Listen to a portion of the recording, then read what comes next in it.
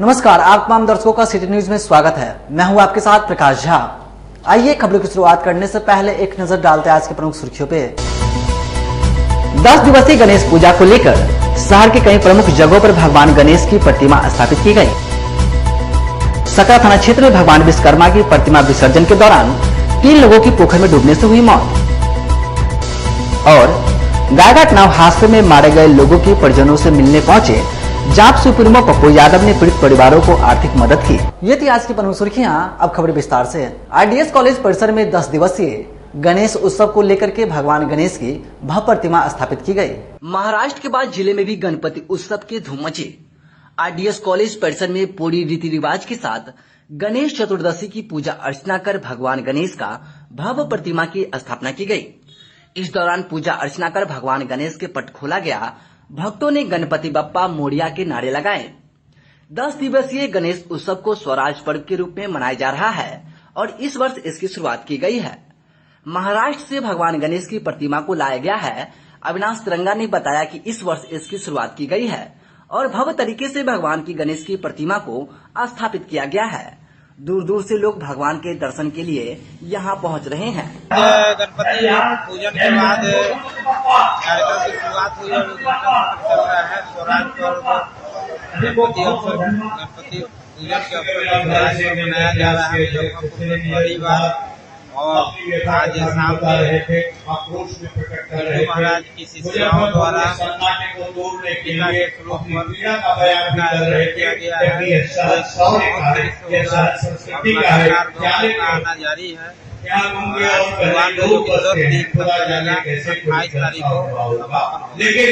पुस्तक मेला वगैरह भी लगाया गया है। पुस्तक मेला लगाया गया है जो अभी बच रहा है, क्योंकि उद्घाटन है। आसाम से मेला शुरुआत। 10 दिवसीय गणेश उत्सव को लेकर शहर के कई प्रमुख चौक चौराहों पर भगवान गणेश की प्रतिमा स्थापित की गई। गणेश उत्सव केवल श्रद्धा, धर्म और आस्था का उत्सव नहीं है, बल्कि वही प्रेरणा भी है जिससे भारतीय स्वतंत्रता संग्राम के लिए महत्वपूर्ण भूमिका निभाई। जाति और धर्म के बंटवारे के दूर करने के लिए गणेश उत्सव के माध्यम से एक साथ जुड़ने की शुरुआत हुई थी और इसकी शुरुआत लोकमान्य बाल गंगाधर तिलक ने की थी। राष्ट्रीय एकीकरण के लिए लोकमान्य बाल गंगाधर तिलक ने पहली बार 1893 में गणपति उत्सव का आयोजन किया था। इस गणेश उत्सव में जिले के सोनारपट्टी, पंकज मार्केट, नवयुवक समिति, सिकंदरपुर समेत आसपास के जिले के लोग पूजन करने के लिए शामिल होंगे। गणेश जी की लगभग 10 फीट की भव्य प्रतिमा की सुंदरता आकर्षण का मुख्य केंद्र बिंदु बना है। महोत्सव बनाया जा रहा है हर साल। ये आज का जो बन रहा है 41वां साल पूरा हो रहा है। इससे पहले भी बनता था, हर साल बनता था। आपके साल मूर्ति जो है बॉम्बे से आया गया हुआ, मुंबई कल्याण से आया हुआ। तो शुरुआत भी यहीं से हुआ था। कुछ दिन दूसरा जगह गया था, वहाँ से फिर यहीं से मुंबई से यहाँ से स्टार्ट हो गया। हर तरह का तैयारी किया गया है इस बार। अब के साल बाबा के आशीर्वाद से सब लोग समाज के से सहयोग से बहुत अच्छा से किए। अच्छा से जहाँ तक कोशिश करें कि अच्छा से अच्छा। कितने वर्षों से आप लोग यहाँ पर ये मूर्ति बैठा रहे हैं? ये आज अब की बार 41वां साल पूरा हो जाएगा। हाँ, इससे पहले हम लोग के बुजुर्ग गार्जियन थे, उन लोग सब उनके पीछे हम लोग चला रहे हैं सालों से। ये सिर्फ आप ही लोग के समाज के और भी नहीं, स्वर्णकार समाज है, महाराष्ट्र समाज है, सब टोटल जो जितना भी कहा मार्केट का कारीगर वर्ग है, सब वर्ग है, व्यापारी वर्ग है, सब लोगों का सहयोग है इसमें। सकरा थाना क्षेत्र में भगवान विश्वकर्मा की प्रतिमा विसर्जन के दौरान पोखर में डूबने से 3 लोगों की मौत हो गई। सकरा थाना क्षेत्र में सोमवार की देर रात मूर्ति विसर्जन के दौरान 3 लोग पोखर में डूब गए, वहीं जिससे इलाके में हड़कंप मच गया। स्थानीय लोगों ने इस घटना की सूचना सकरा थाने के पुलिस को दी गई। वहीं सूचना पर पहुंचे सकरा थाना अध्यक्ष राजकुमार पाल के नेतृत्व में पोखर में डूबे 3 लोगों के डेड बॉडी को काफी मशक्कत के बाद देर रात बरामद कर लिया गया। आपको बताते चले कि पूरा मामला सकरा प्रखंड के मिसरौलिया पंचायत के चकरावे मनियारी स्थित एक पोखर का है, जहां विश्वकर्मा पूजा के बाद सोमवार संध्या धूमधाम के साथ लोगों के द्वारा विश्वकर्मा जी के मूर्ति का विसर्जन किया जा रहा था। इसी क्रम में सकरा प्रखंड के मिसरौलिया पंचायत के चकरावे मनियारी स्थित पोखर पर लोगों के द्वारा मूर्ति विसर्जन किया जा रहा था। इसी क्रम में 3 लोग पोखर के गहरे पानी में चले गए, जिससे 3 लोगों की मौत हो गई।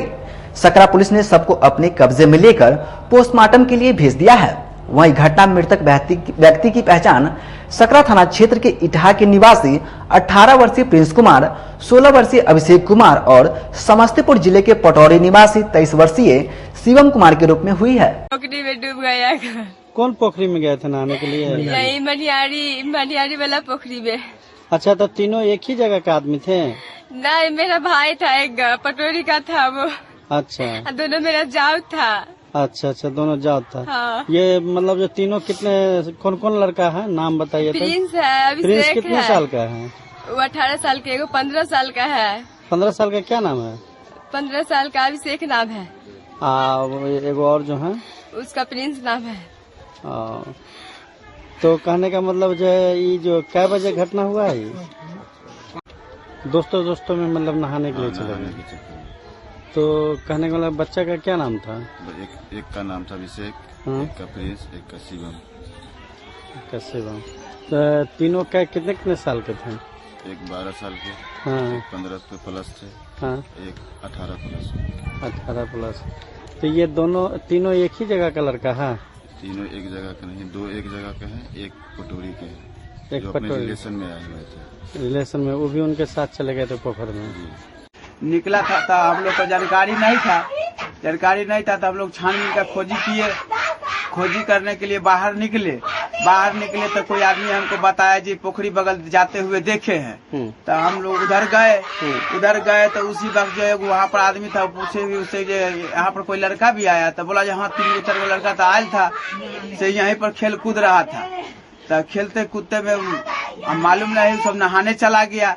नहाने के क्रम में जो है पैर फिसल गया सीढ़ी पर से, और जिसके कारण वो जो है दूगो जो है डूब रहा था। तो एगो लड़का जो बचाने के लिए गया उसमें, उसका भी। अखाराघाट रोड में थाली महल रेस्टोरेंट का भव्य शुभारंभ किया गया। अखाराघाट रोड स्थित कुमार मार्केट में थाली महल के नाम रेस्टोरेंट का भव्य उद्घाटन उप महापौर डॉक्टर मोनालिसा एवं चेंबर ऑफ कॉमर्स के अध्यक्ष श्याम सुंदर भीमसेरिया ने संयुक्त रूप से फीता काटकर किया। थाली महल में मुख्य रूप से थाली कॉन्सेप्ट पर फोकस किया गया है, साथ ही स्टार और समान मेनू है। इसके अलावा मुख्य आकर्षण का केंद्र रूफटॉप है, जिससे इस खुले आसमान के नीचे मॉकटेल और व्यंजन का म्यूजिक साउंड के साथ लुत्फ उठा सकते हैं। शहर को अलग कुछ देने की सोच के साथ शुरुआत किया गया है। इस मौके पर प्रिंसू मोदी, वार्ड पार्षद केपू पप्पू समेत कई गणमान्य व्यक्ति उपस्थित रहे। आज थाली महल के उद्घाटन में मैं आई हूँ, तो सबसे पहले मैं यहाँ की ऑनर कमल जी को बहुत बहुत धन्यवाद दूंगी कि उन्होंने मुझे आमंत्रित किया, और उनके लिए ढेर सारी शुभकामनाएं हैं, वो आगे बढ़ें और मुजफ्फरपुर में अपनी एक नई पहचान बनाएं। इसके साथ ही मैं बोलना चाहूँगी कि बहुत अच्छा रेस्टोरेंट है, नेचुरल लुक दिया गया है, कलकत्ता के तर्ज पर पूरा बैम्बो का डेकोरेशन किया गया है, और यहाँ की सर्विसिंग भी बहुत अच्छी है। सभी थाली महल बहुत सुंदर नाम इन्होंने नामकरण किया है। जो आप इसका इंटीरियर देख रहे हैं, यह एक अलग लुक दे रहा है मुजफ्फरपुर के लिए। और चूंकि हम लोग तो व्यवसायी संगठन के लोग हैं, हम लोग तो बराबर जो है व्यवसाय से संबंधित जितने भी व्यवसाय प्रारंभ होता है उस सबको जो है व्यवसाय प्रारंभ करने वाले को बधाई देते हैं, और यह शुभकामना व्यक्त करते हैं कि भाई इनका प्रतिष्ठान खूब चले, खूब फले खप, तभी जो है सो हम लोगों को भी जो है शहर का भी नाम होगा। एक सबसे बड़ी बात क्या है, एक बात हम एडिशन करेंगे कि मुजफ्फरपुर जो स्मार्ट सिटी में है, तो स्मार्ट सिटी होने के कारण इसमें तरह तरह का बहुत खुशी हुई है। हम लोगों ने बहुत प्रयास किया है कि कुछ रेस्टोरेंट लाइनअप में कुछ नया चीज़ लाएं। थाली कॉन्सेप्ट यहाँ मुजफ्फरपुर में नहीं था, उस कारण यहाँ पे कुछ लोगों को थाली नहीं मिल पा रही थी, जिस कारण से हम लोगों ने थाली को मेन प्रायोरिटाइज किया है। और हमारे यहाँ और भी नॉर्मल मेनू भी है, और थाली हमारा मेन फोकस रहेगा। और हमारे पास ऊपर रूफटॉप कैफ़े भी है, ऊपर आप खुले आसमान के नीचे खा सकते हैं और आनंद ले सकते हैं। Live music. ब्रह्मपुरा स्थित निजी स्कूल के परिसर में तुलसी स्मरण संगोष्ठी का आयोजन किया गया। ब्रह्मपुरा स्थित एक निजी स्कूल के प्रांगण में महाकवि तुलसी स्मरण संगोष्ठी का आयोजन किया गया। कार्यक्रम का शुभारंभ मुख्य अतिथि प्रोफेसर रविंद्र उपाध्याय, संजय कुमार मयंक एवं राकेश कुमार ने संयुक्त रूप से दीप प्रज्वलित करके किया। तुलसी और उनके मानस की रचना पर ऐतिहासिक तथ्यों के आलोक में प्रकाश डाला तथा मानस और तुलसी की प्रासंगिकता निर्धारित की। तुलसीदास और उनके साहित्य को उनके समय परिस्थिति और सामाजिक स्थिति के आधार पर व्याख्या प्रस्तुत की। उन्हें तुलसी के समयकार लोक मंगलकारी व्यक्तित्व पर प्रकाश डाला। आज का कार्यक्रम महान कवि तुलसीदास के जीवनी पे और उनके द्वारा दिए हुए बताए हुए रास्तों पर चलने के लिए सभी बच्चों के बीच में हम लोग उनके द्वारा जो बताया हुआ सद्गुण है अपनाने के लिए और उनकी रचनाओं पर हम लोग चर्चा के लिए आज यह कार्यक्रम रखें। यह कार्यक्रम पूरी तरीके से सांस्कृतिक कार्यक्रम है और इसमें पूरे समाज को संदेश जा रहा है कि आज जिस चरित्र को, जिस काव्य को लेकर हम लोग अपने जीवन में उतारे हैं और उसे आगे अपने बच्चों के बीच में कैसे ले जाना है, उसी पर आधारित यह कार्यक्रम है। आज इस कार्यक्रम के माध्यम से यह बताया जा रहा है कि रामचरितमानस, उसके तरीके से बहुत सारे ऐसे किताब हैं जिसके रचयिता तुलसीदास हैं और उनका जो जीवन शैली रहा है वह एक महान कवि के रूप में रहा है। क्या कार्यक्रम किया जा रहा है? आज महाकवि तुलसी स्मरण संगोष्ठी है जिसमें महाकवि तुलसीदास जी के बारे में जनमानस में जो बातें बहुत सारी अभी भी ज्ञात नहीं हैं उसको बताने का कार्य अलग अलग विद्वत जन के द्वारा किया जा रहा है। इसी के मद्देनजर रखते हुए उन पर एक संगोष्ठी का आयोजन आरपीएस के प्रांगण में किया गया है। इस पे बच्चे के साथ साथ यूनिवर्सिटी के प्रोफेसर लोग भी शरीक हुए हैं और वे महाकवि तुलसीदास जी के कृतित्व एवं व्यक्तित्व पे चर्चा कर रहे हैं। कुछ वैसे व्यक्तित्व पर भी उनकी चर्चा हो रही है जो अनछुए हैं, जिस पर अभी तक कोई। सोमवार की देर शाम गायघाट नाव हादसे में मारे गए लोगों के परिजनों से मिलने पहुंचे जाप सुप्रीमो पप्पू यादव ने पीड़ित परिवार को आर्थिक मदद की। सोमवार की देर शाम जाप सुप्रीमो पप्पू यादव गायघाट स्थित मधुरपट्टी में बीते दिन हुए नाव हादसे के मृतक के परिजनों से मुलाकात की, साथ ही पीड़ित परिजनों को 10-10 हजार की तत्काल आर्थिक सहायता दी। पप्पू यादव ने कहा कि यह घटना काफी दर्दनाक है। बागमती नदी पर पुल निर्माण नहीं होने के कारण लोगों में आक्रोश है। साथ ही उन्होंने कहा कि पार्टी की तरफ से तत्काल पीड़ित परिजनों को 10-10 हजार का आर्थिक सहायता और एक बड़ी नाव की प्रबंध की जा रही है। साथ ही मिंटू सहनी जिन्होंने 2 व्यक्ति की जान बचाने में अपनी जान गंवा दी है, उनके परिजनों को 20 हजार की सहायता कर पुल का नाम मिंटू सहनी के नाम पर रखा जाए। उसके बाद दूसरा मैं बात करता हूँ आरसीडी पुल जो लगातार नदियों पर बन रही है, जिसके सेक्रेटरी हैं अमृत प्रति और मंत्री हैं तेजस्वी यादव जी। मैं प्रयास करूंगा, तो वैसे कल रोसड़ा में अपराधियों के खिलाफ मेरा बंद है, मैं प्रयास करूंगा कि कल 10 बजे निकलने के पहले मुझे दोनों आदमी से बातचीत हो जाए। जीवन की सबसे बड़ी जरूरत यदि यहाँ कुछ है तो वो मधुरपट्टी और भटगामा के बीच में जो पंचायत बलौर पड़ता है, बलौर निधि, जहां आधी आबादी और सुविधा से वंचित है, तो हमने जरूरत होगी तो इसके लिए हम ब्लॉक में धरना भी देंगे, जरूरत पड़ेगी तो हम रोड भी जाम करेंगे। हम सरकार से, डीएम साहब से हमने कहा कि आप लिख कर जो आप सरकार को भेजिएगा उसकी एक कॉपी हमको दे दीजिए और उसके बाद ये मेरी जिम्मेदारी होगी कि बनता है। जबकि पहले भी 7 आदमी यहाँ मर चुके हैं और लगातार यहाँ से मंत्री संतरी सरकार से जुड़े लोग रहे हैं। पता नहीं एमपी एमएलए की जिम्मेदारी ये क्यों नहीं महसूस करते हैं। कब तक 5 किलो अनाज पर ही जनता मस्त हो जाएगी और ईटा पर और मिट्टी, भारत की मिट्टी पर, ये तो जनता जाने। जब जनता कोई बात कहती है तो मुझे लगता है कि जनता सबसे बड़ा दोषी है। जिस देश में 5 किलो 7 किलो अनाज पर जनता खुश हो जाए, जीवन चला ले, और जिस देश में जाति और हिंदू मुसलमान पर जनता खुश हो जाए और उसके बाद जब बड़ी बड़ी बात जनता करता है तो ये दुनिया का सबसे दुखद घटना है। इन सारे चीजों की जिम्मेदारी जनता है कि उन्होंने लड़ना और आवाज देना छोड़ दिया। बलौर के लिए डीएम साहब से कहा कि अविलंब इसको आप रूम बनवाइए अभी जिन परिवार का लोग नहीं मिले थे उनको 10-10 हजार रुपया। गन्नीपुर स्थित बंगाली कॉलोनी में भव्य साईं पाल की यात्रा निकाली गई। शहर के गन्नीपुर स्थित बंगाली कॉलोनी मॉडर्न उत्सव पहले से हर साल की भांति इस वर्ष भी भव्य साईं पाल की यात्रा निकाली गई, जिसमें कलमबाग चौक, पार्वती सिनेमा, चतुर्भुज मार्केट से होते हुए शहर का भ्रमण करने के बाद पाल की यात्रा पुनः बंगाली कॉलोनी पहुंची। इस यात्रा में सैकड़ों की संख्या में श्रद्धालु झूमते नाचते शामिल हुए। 11वें वार्षिक उत्सव पर निकाली साईं पाल की यात्रा में साईं भक्त पालकी के पीछे पीछे साईं के प्रेम में मग्न होकर जयकारा लगाते हुए चल रहे थे। यात्रा के बाद साईं बाबा को 56 भोग का प्रसाद चढ़ाया गया। इसके साथ ही महाभंडारा का आयोजन साईं ब्यूटी कलेक्शन के शिखा बानिक एवं रामू बानिक द्वारा किया गया, जिसमें खिचड़ी, खीर, सब्जी एवं बाबा को चढ़ाया 56 भोग का प्रसाद भक्तों के बीच वितरित हुआ।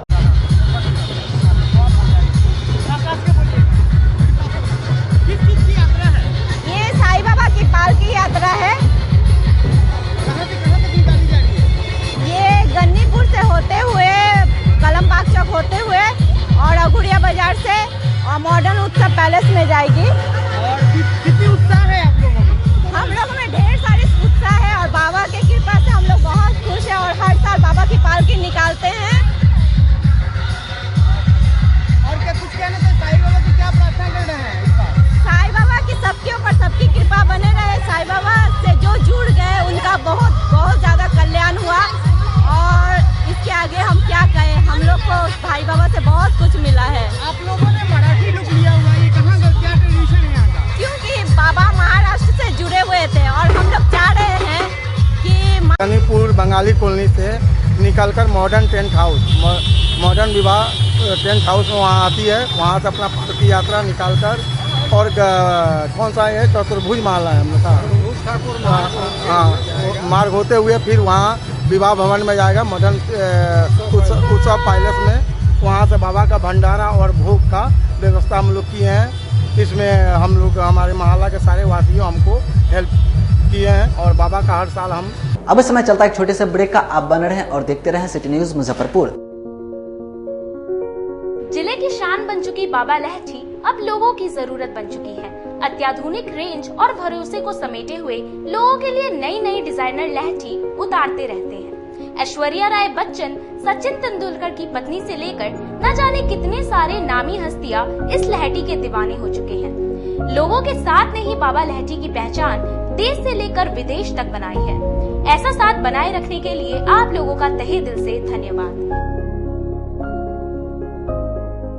आपके 7 और 2 वर्षों के प्यार ने यूए एसोसिएट नीलकमल एक्सक्लूसिव शोरूम को मुजफ्फरपुर में एक अलग पहचान दिला दी है और उत्तर बिहार का पहला नीलकमल एक्सक्लूसिव शोरूम, जो अब Narayanpur opposite Vaishali management college की जगह क्लब रोड मिठनपुरा चौक के समीप यूए एसोसिएट का एकमात्र भव्य शोरूम अब नए रूप में खुल गया है, जहां आपको घर और ऑफिस फर्नीचर और मैट्रेस की विस्तृत रेंज ग्राहकों के लिए भी 50% तक की विशेष छूट के साथ दी जा रही है और साथ ही साथ 0% पर फाइनेंस की सुविधा के साथ अपने घर ले जा सकते हैं। जैसे sofa, designing table, wardrobe, mattress, दीवान, पलंग के साथ सभी प्रकार के फर्नीचर पर विशेष रूप की छूट दी जा रही है।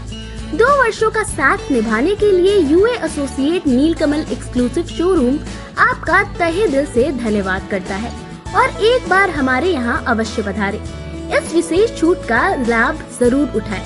यूए एसोसिएट नीलकमल का फर्नीचर शोरूम नारायणपुर से हट करके मिठनपुरा चौक के समीप क्लब रोड में हम लोगों ने अभी स्थापित किया है, जहां आपको होम फर्नीचर के, ऑफिस फर्नीचर के विस्तृत रेंज देखने को भव्य रूप से मिलेंगे और हमारे पास मैट्रेस की भी एक बहुत अच्छी रेंज उपलब्ध है और साथ ही साथ हमारा लगन का भी काफी भारी डिस्काउंट ऑफर चल रहा है, जिसमें 40% तक की छूट दी जा रही है और साथ में हमारे यहाँ फिनांस की भी सुविधा है, जिसमें आप बजाज से, एचडीएफसी से 0 डाउन पेमेंट पर भी सारी चीजें ले जा सकते हैं।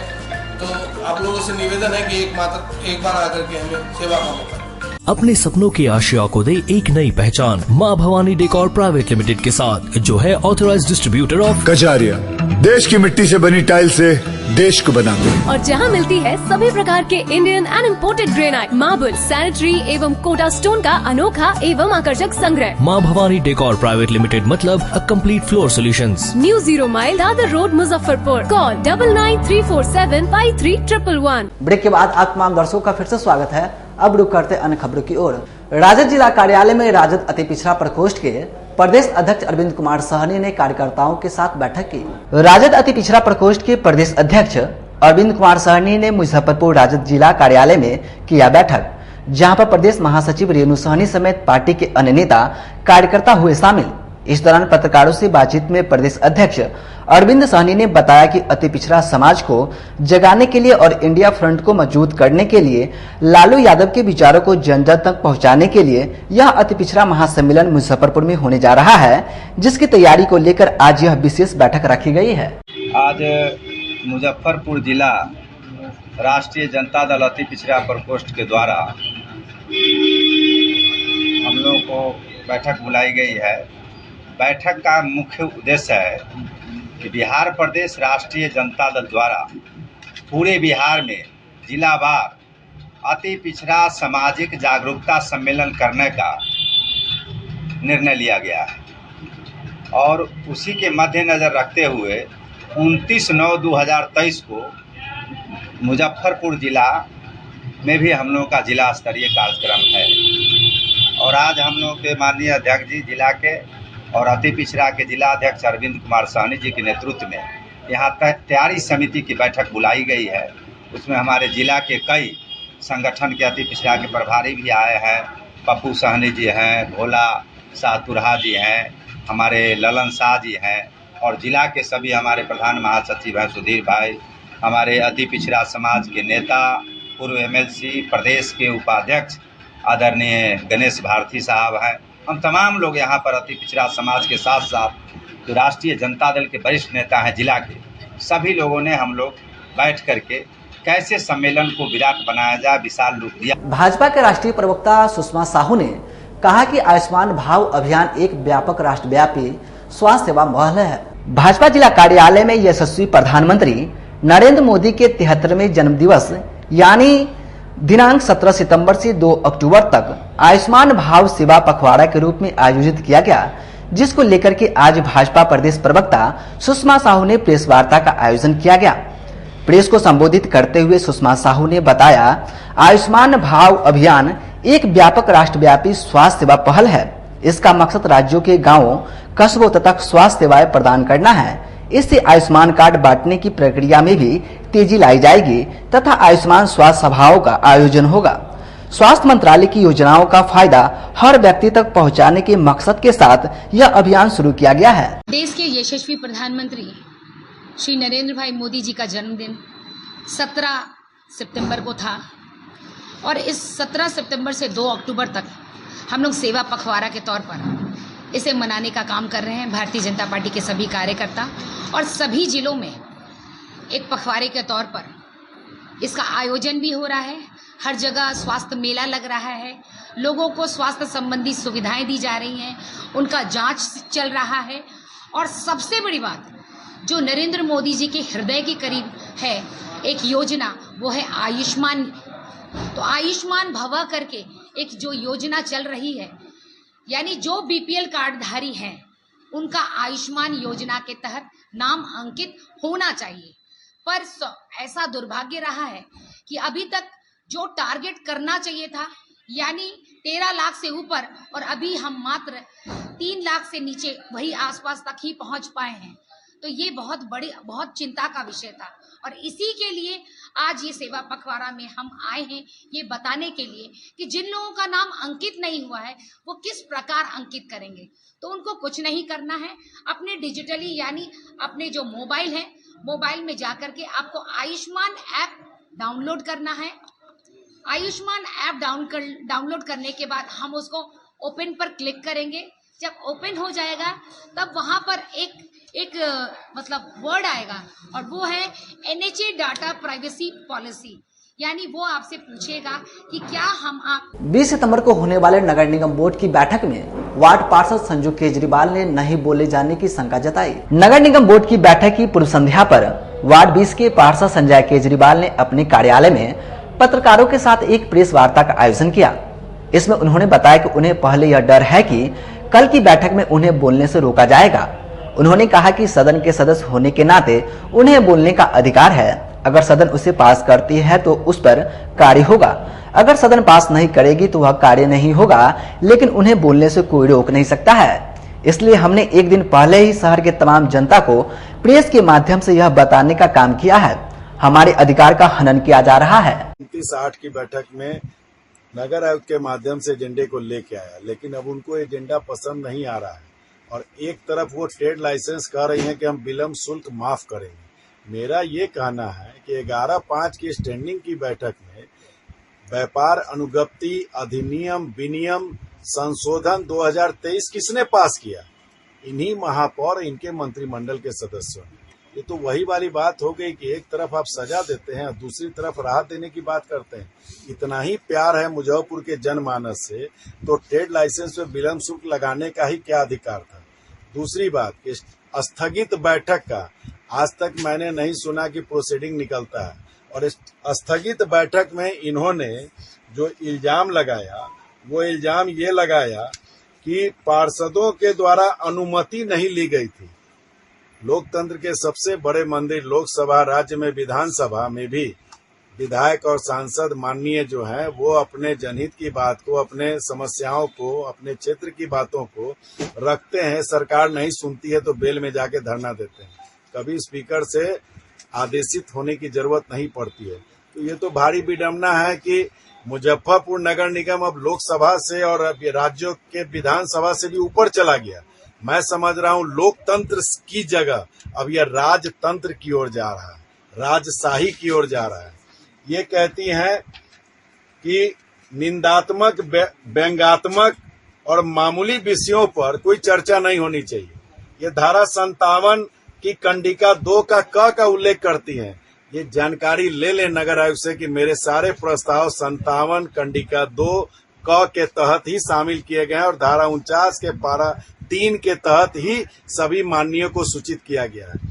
दूसरी तरफ ये ट्रेड लाइसेंस में कहती है दिसंबर तक हम माफ करना चाहते हैं। भाई किस चीज की माफी? लगाया क्यों? किसने लगाया? 11/5 की बैठक में आपने विलम्ब शुल्क संशोधन करके लगाया और आप माफी की बात करती हैं। खबरों का सिलसिला होता यहीं समाप्त। हमें और हमारी पूरी टीम को दीजिए इजाजत। फिर मिलते हैं तमाम बड़ी खबरों के साथ। नमस्कार।